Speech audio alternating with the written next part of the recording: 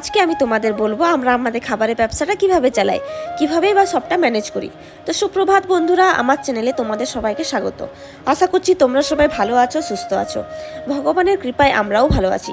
তো ডেলিকার মতো আজকে সকালটাও আমার ওইভাবেই শুরু হয়।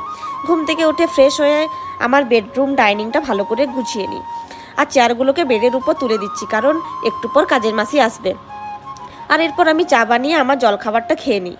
আর তোমাদের দাদাভাই স্নান করে রেডি হয়ে নেয় ডিউটি যাওয়ার জন্য। আর এরপরেই শুরু হয় আমার আসল যুদ্ধ।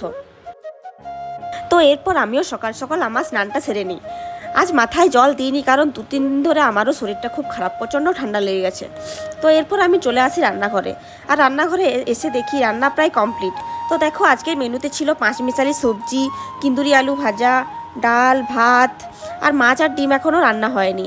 আর তার সাথে থাকে চাটনি আর পাঁপড়। আর রান্নার সব সবজি আমি রাত্রিবেলাতেই কেটে রেখে দিই, কারণ আমার শাশুড়ি মা সকাল 7টায় রান্না বসিয়ে দেয়। আমাদের ডেলি 50 জনের মতো লাঞ্চের অর্ডার থাকে, তাই সব কাটাকুটিগুলো আমি রাত্রেবেলাতেই সেরে নিই। আর ওই জন্য আমার ঘুম থেকে উঠতে অনেকটাই লেট হয়ে যায়। তো দেখো, এরপর আমি সব প্যাকিংগুলো করে নিই।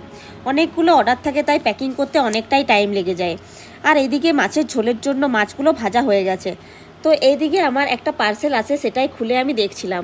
এটা আমি তোমাদের দাদাভাইয়ের জন্য অর্ডার দিয়েছিলাম। তো বন্ধুরা, আজকের মতো এইটুকুই থাক। আজকের জন্য টাটা।